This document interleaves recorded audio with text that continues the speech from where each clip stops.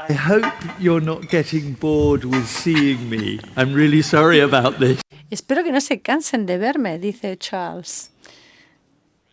Desgraciadamente, uno de nuestros fantásticos colegas tiene COVID, así que hubiera sido otra persona, pero bueno, estos son los importantes, mis colegas aquí en el escenario.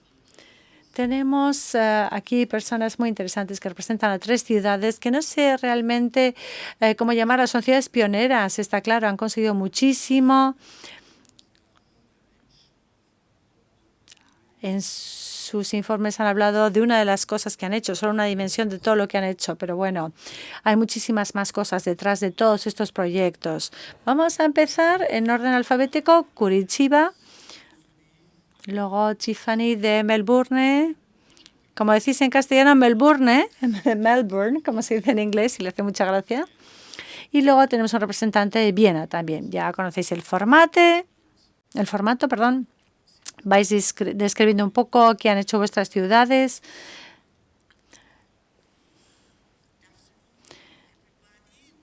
Juliana. Es un placer estar aquí. Estoy un poco nerviosa dice Eliana, para hablar un poco de lo que estamos haciendo. La ciudad de Curitiba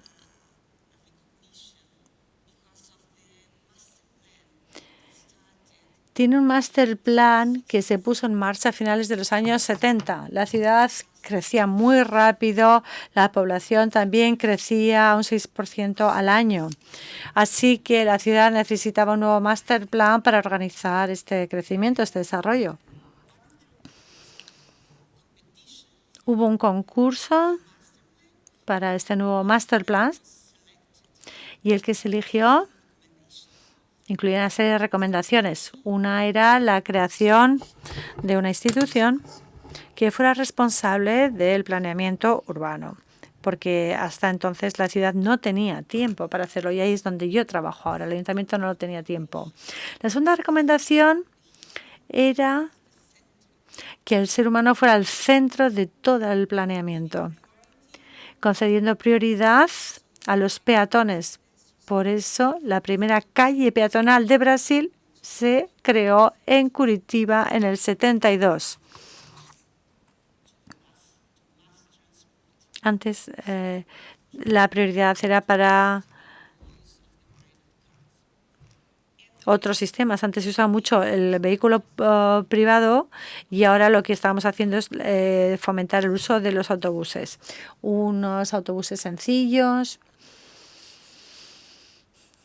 Se puso en marcha todo un sistema de transporte público compaginando el uso de las calles, las redes, o sea, la cuadrícula de calles y el uso de los terrenos públicos. Se creó un corredor con mucha densidad, usos combinados, y en la calle central de este corredor dedicamos una serie de carriles a los autobuses. Esto fue la semilla de este sistema integrado de transporte público que al cabo de unos años se conoce como el BRT, Bus Rapid Transit, en una de las ciudades de mayor crecimiento del mundo. Esto fue el inicio de una revolución del planeamiento urbano en Curitiba. Es decir, cambiar la manera de hacer las cosas, el formato, las cifras. Una ciudad que a los años 60 y 70 era una ciudad sin ningún interés y ahora sí lo es. El Master Plan proponía también una visión general, más amplia. Integraba la transformación física también con los aspectos sociales y económicos de desarrollo y también la salvaguarda del medio ambiente. No solamente hemos salvaguardado el medio ambiente, no solamente en las zonas verdes, sino también hemos creado parques con lagos artificiales junto a los ríos, intentando evitar o preparando la ciudad para evitar las inundaciones. Últimamente este tipo de soluciones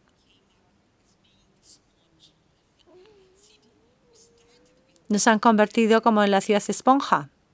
Empezamos con este tipo de soluciones a comienzos de los años 70. Y ahora esto está contribuyendo mucho por el tema del cambio climático, cuando tenemos esta concentración enorme de lluvia. Estos parques con estos lagos artificiales son parte de esta solución. Lo que es importante también interesante es que los parques hacían de drenaje, salvaguardaban los espacios verdes, eran zonas de ocio y también salvaguardaban parte de nuestra cultura. La población de Curitiba está formada por distintos tipos de grupos étnicos y culturales. Inicialmente había un grupo indígena, ahora quedan pocos, y luego en 1850 más o menos empezaron a llegar italianos, polacos, alemanes, luego franceses, ucranianos, japoneses, árabes.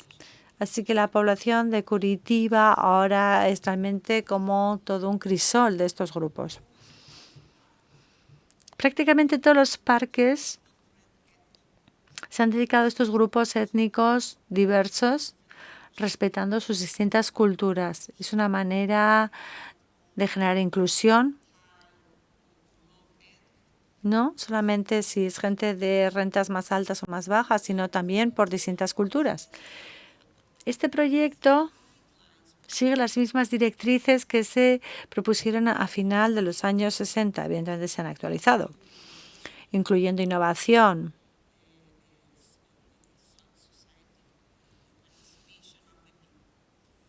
incluyendo la sociedad y que participe la ciudadanía. Miramos siempre hacia adelante y traemos nuevas soluciones a la ciudad. Acabamos de inaugurar un nuevo plan urbanístico en Curitiba. Allá hay un sector que llamamos el supervisor. Ahí recogemos todos los datos, pero estamos también invitando a otros secretariados del gobierno estatal, de las regiones, empresas privadas, por ejemplo, de telefonía, etcétera, para que compartan con nosotros datos, de manera que podamos utilizarlos para hacer mejor el planeamiento, que tengamos más herramientas para que el planeamiento sea mejor y ofrezcamos una mayor calidad de vida a los ciudadanos. Immediately move on to Tiffany Jane, as I've just discovered. Tiffany.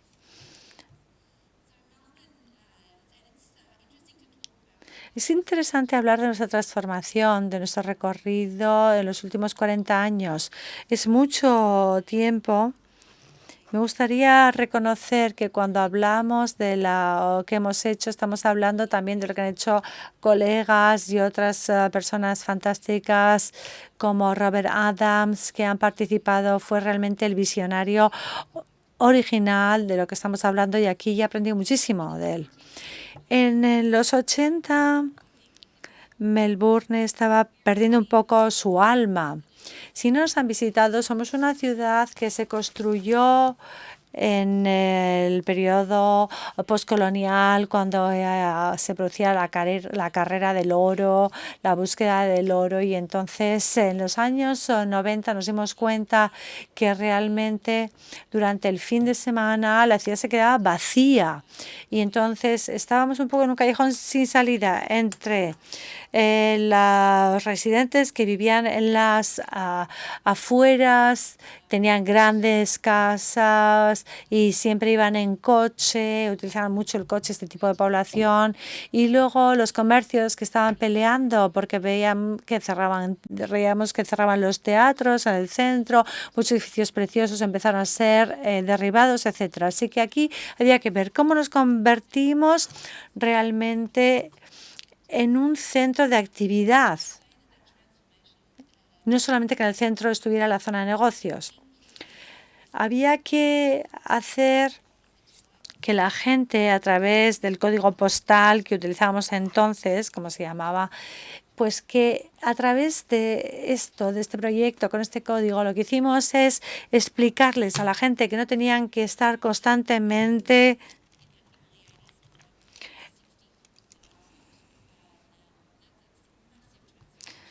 yendo y viniendo con sus vehículos de las afueras al centro, y pasamos de 630 personas que vivían en el centro a 64.000. Ha sido una gran transformación.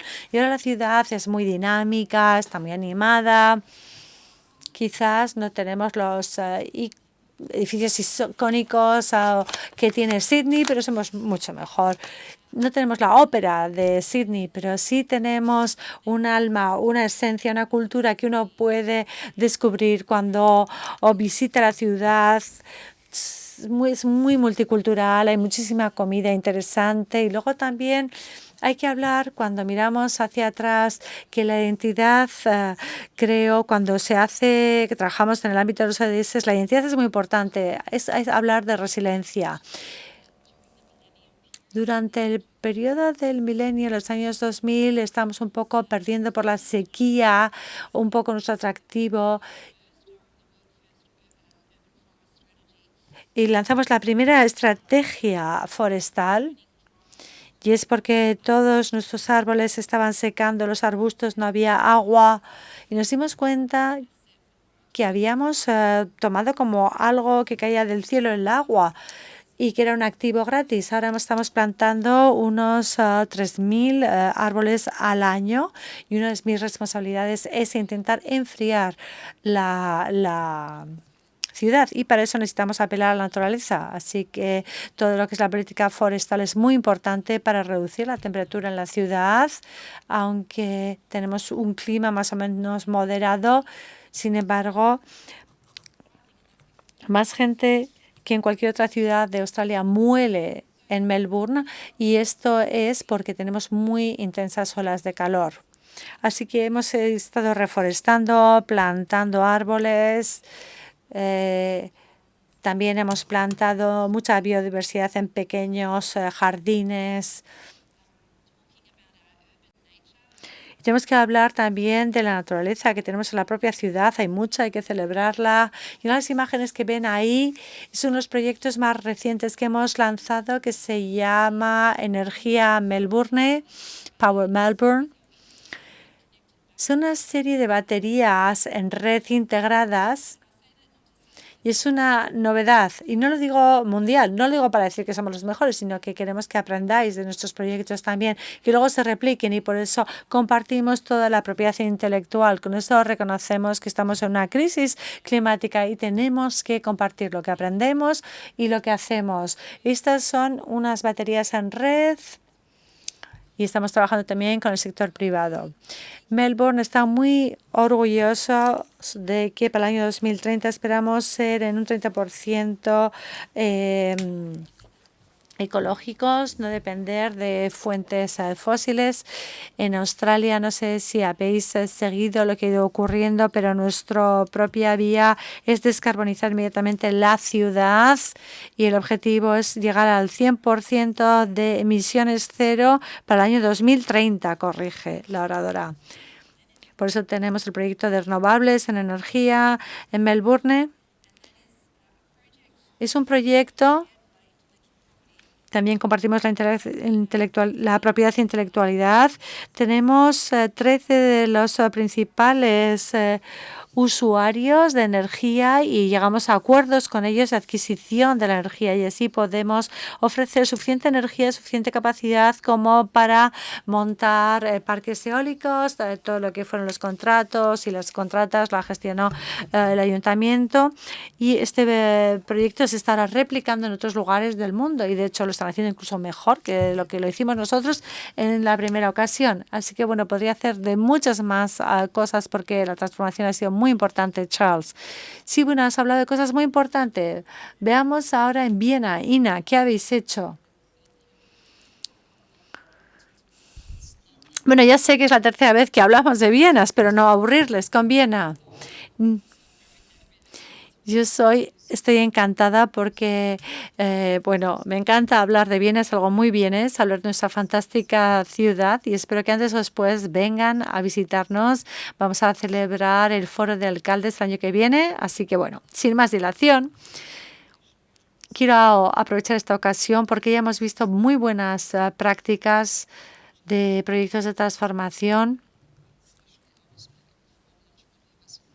de María Basilakov. Hemos visto cómo antes de la comida, como algunas de las cosas que se han hecho eran en Viena ya. Y os quiero mostrar una serie de ejemplos de estas actividades en la ciudad, en espacios públicos, y cómo eso ha sido posible. Y con nuestra estrategia de Smart City, cómo podemos dar un empujón a estos proyectos para que sean mejor, para que se hagan más rápido, que es lo que se necesita, y implicar a los ciudadanos de Viena.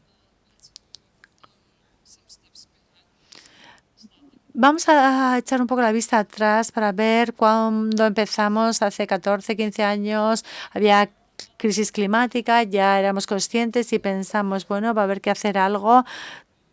Tenemos que tener unos objetivos realistas pero ambiciosos. Y no queremos objetivos aislados, porque para solucionar la crisis climática creo que necesitamos soluciones integradas en el sector tanto de la construcción, energético, que los clústeres de actividad participen. Entonces necesitábamos una estrategia global que englobara todo y que creara sinergias para que distintas fuerzas se conjugaran. El ayuntamiento y todo quien tiene que participar para una transformación adecuada de una ciudad.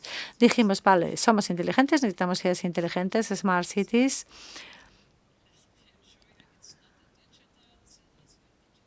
La estrategia no es ni tecnológica ni digital, sino que es smart, inteligente, desde nuestro punto de vista. Es decir, que hay que ser listo, inteligente en lo que haces. Hablamos de innovación tecnológica y sobre todo innovación social.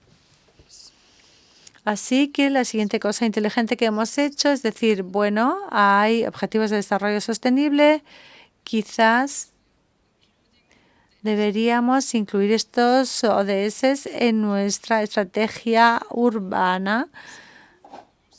Así, en 11 áreas describimos 17 objetivos para hacer frente a estos 17 ODS.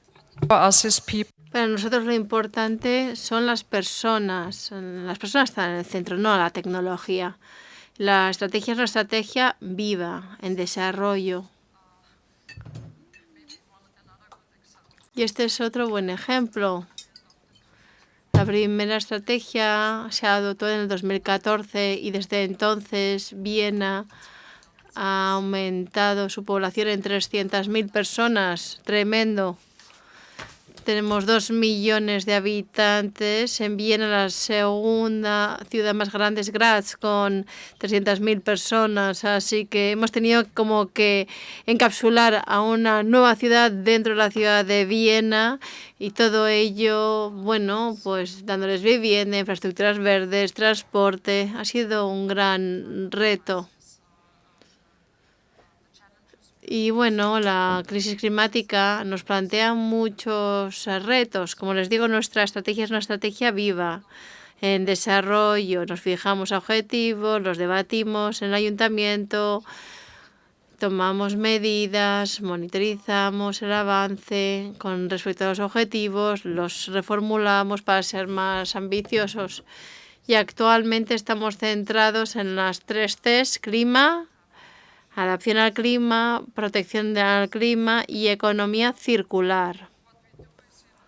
¿Qué es lo que hacemos?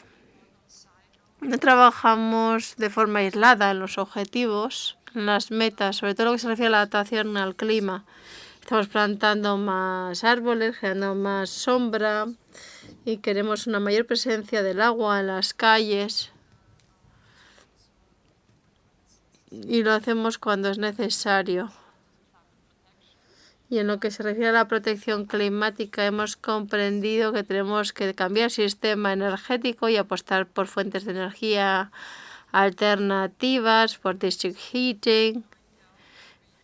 Y cuando hay nuevas construcciones, tratamos de construir en aras de la eficiencia energética y la adaptación al clima.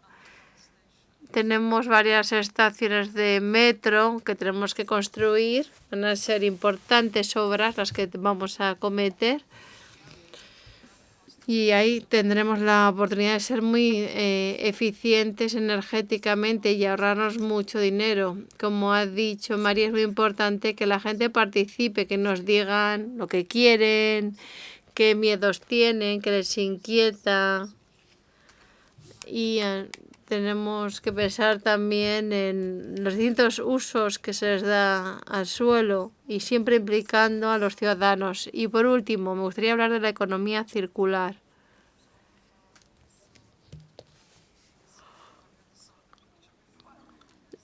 Esta es una imagen de una zona con una gran extensión, una zona de nuevo desarrollo, una zona de nueva construcción. Estamos adoptando un enfoque escalonado. Nosotros tratamos de aprender de los errores y aplicamos las lecciones aprendidas a los nuevos desarrollos, a las nuevas promociones. Para mí lo increíble y la mejor práctica son los movimientos de construcción que hemos tenido. Básicamente no ha habido movimientos. Los materiales que veis aquí, este es un lago artificial y el material para los edificios se reutilizó en el emplazamiento. Teníamos el sector industrial fabricando hormigón y al final creo que nos ahorramos 300.000 euros en transporte porque todos los materiales sean locales. Muchísimo dinero en transporte. Y creo que lo voy a dejar aquí. Muchísimas gracias por ese resumen de estos 3 lugares tan interesantes, tan distintos también entre sí. Muy distintos, pero también con puntos en común. Veo que todos queréis, tener un enfoque centrado en el ser humano, que prime también de la implicación. Mark Farber antes decía que la P de la paciencia es muy importante, que por desgracia, pues estos cambios no se producen de la noche a la mañana, hay que tener paciencia. Y lo que queda claro es que estáis rompiendo silos, que estáis pensando de forma integrada. Habéis hablado de la circularidad y constantemente al escucharos me viene la idea de que vosotros estáis hablando de ambición, de ser valientes, y eso es algo que he identificado en todas vuestras aportaciones. Diana de Curitiba tiene la reputación de haber sido una ciudad que se ha sabido cambiar, y muchas veces utilizamos a la ligera el término innovación. Vosotros siempre habéis sido muy, muy innovadores y creativos. Cuando has hablado de la ribera, estás hablando de inclusión, sostenibilidad. Y hace ya 40 años el alcalde de Curitiba tenía una estrategia muy concreta de cara a los residuos. La gente que aportaba o reciclaba residuos, después recibía verduras.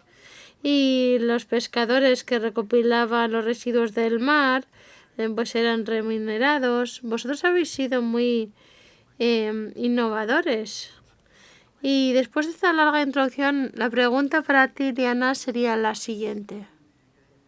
¿Seguís siendo capaces de pensar de forma disruptiva, innovadora, con todo lo que habéis hecho ya, con todo vuestro historial? Yo creo que estamos comprometidos con esta forma de trabajar, de presionar, de ir un paso más allá. Aprendemos de otras experiencias, nos inspiramos de otras experiencias, de otras ciudades y las adaptamos a nuestra ciudad, a nuestra realidad.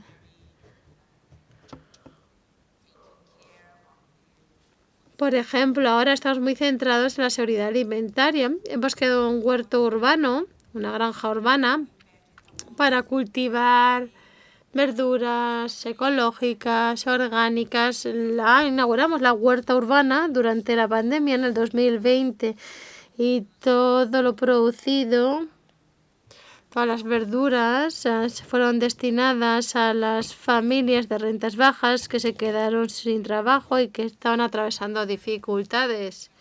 Por ejemplo, contratamos a chefs, a cocineros, para que enseñaran a las personas a cocinar, a todo tipo de personas, para enseñarles a utilizar absolutamente todo, desde las raíces hasta las hojas.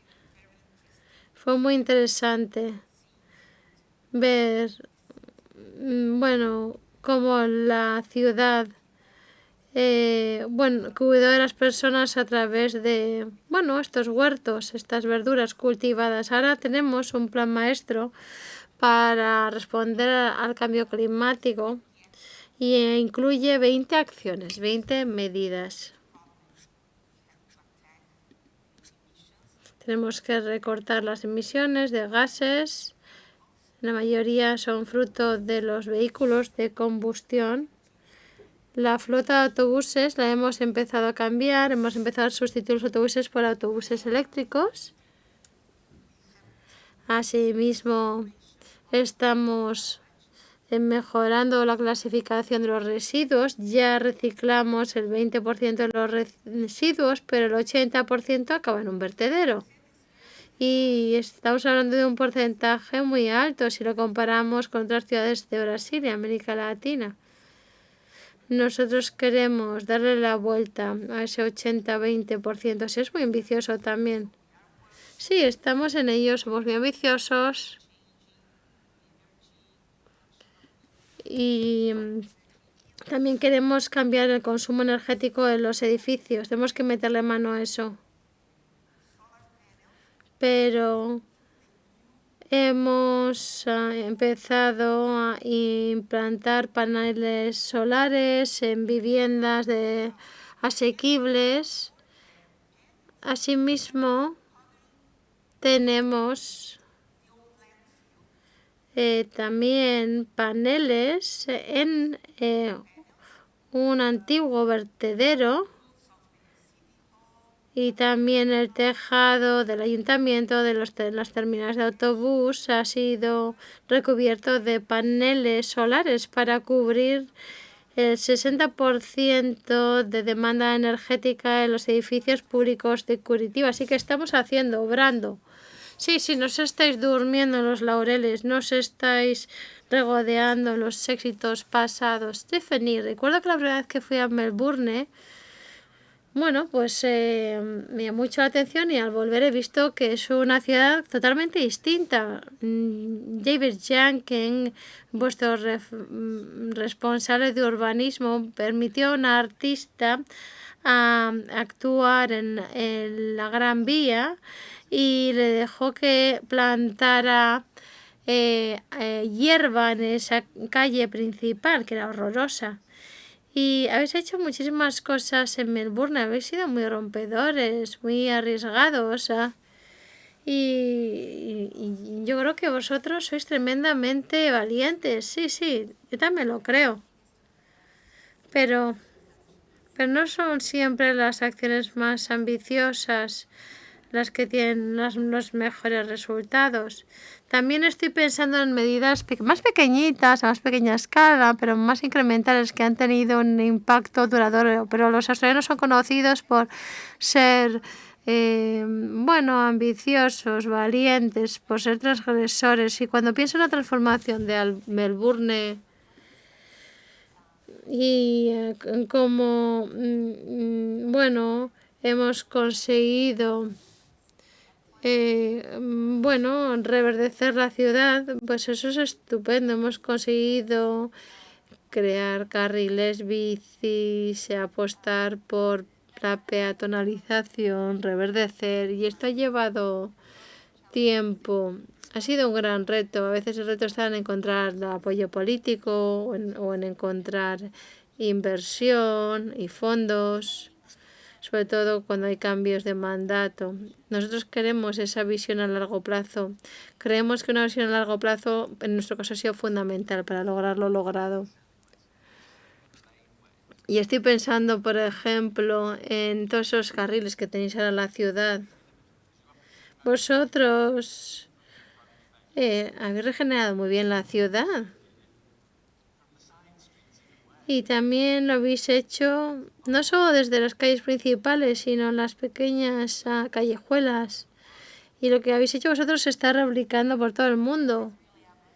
Sí. Swanson Street es ahora un lugar fantástico. Están los tranvías, los comercios, las empresas, pero hay mucha actividad y en otras calles, pues son calles que hemos querido llenar de arte y hemos pedido a artistas que hicieran arte callejero en esas calles o que hicieran esculturas para reimaginar esas calles y, bueno, generar esa sensación de, pues, de sorpresa para los visitantes y habitantes. Queríamos sorprender, empatar, cautivar.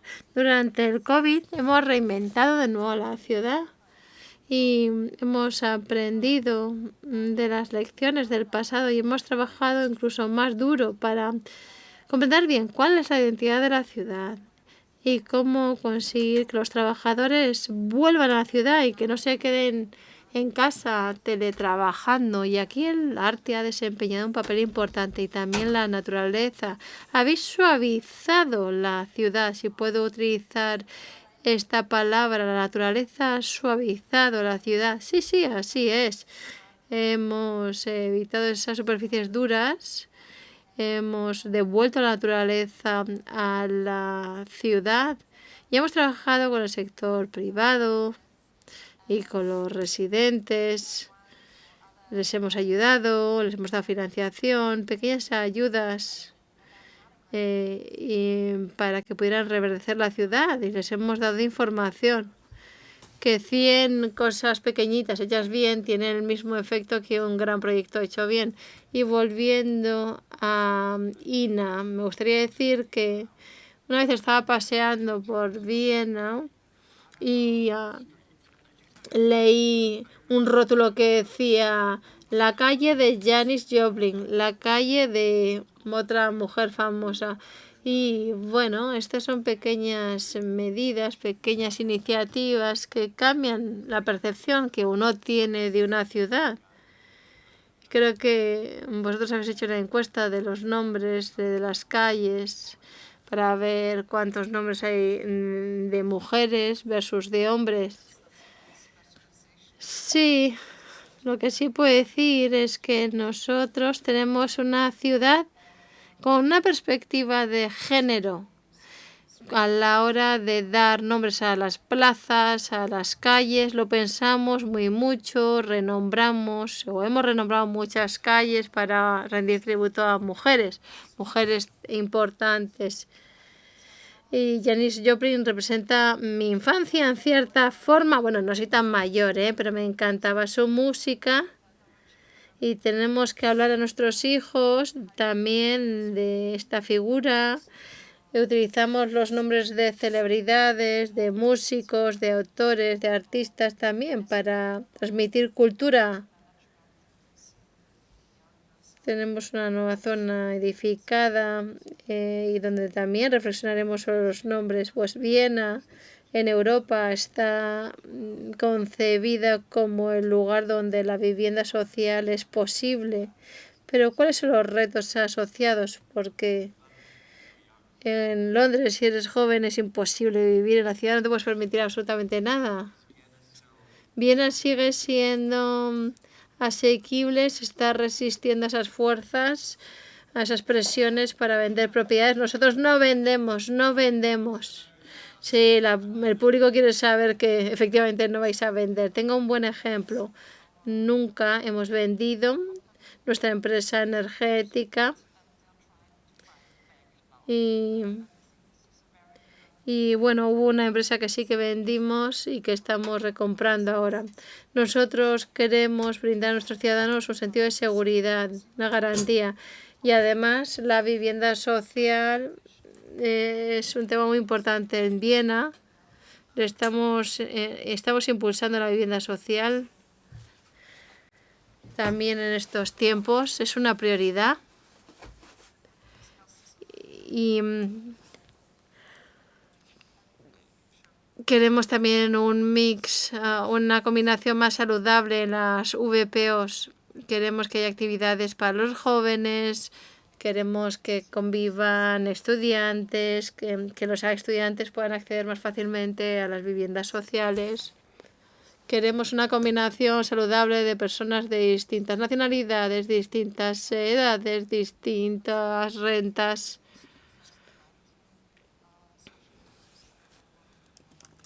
Estamos construyendo nuevas VPOs en Viena.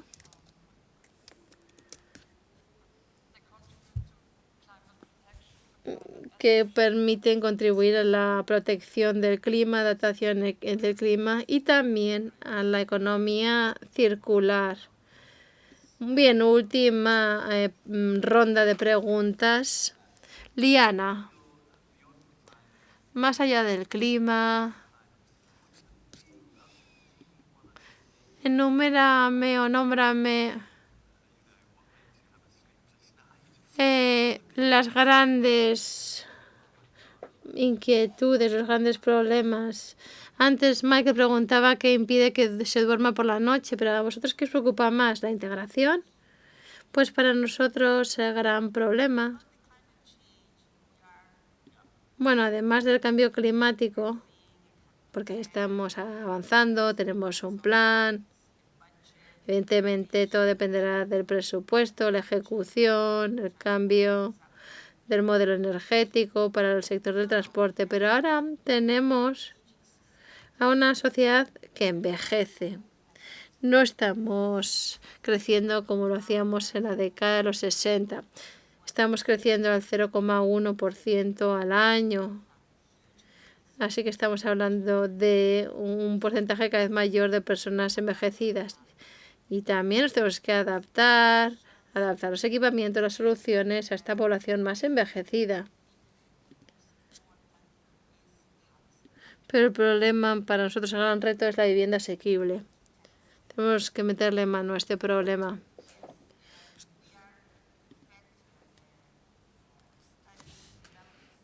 Estamos realizando estudios.